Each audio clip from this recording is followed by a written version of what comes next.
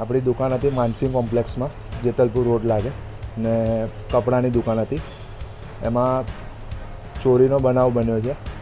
એકચ્યુઅલીમાં મારા ઓછામાં ઓછા 45,000 થી 47,000 રૂપિયા કેશ હતા, જે વેપારીને આપવાના હતા. જે વેપારીને સવારે ફોન કરીને બોલાવ્યો તો વેપારી આવી ના શક્યો.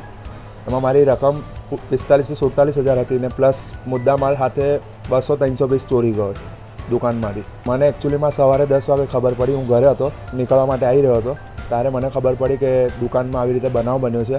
ને અમારા બાજુના પડોશીનો ફોન આવ્યો કે તમારી દુકાનના તાળા તૂટ્યા છે. એમની જાણથી હું અહીં દુકાને પહોંચ્યો હતો, જોયું તો દુકાનના તાળા તૂટેલા હતા. સીસીટીવીમાં કેદમાં ટોટલ આરોપી 3 આવી રહ્યા છે.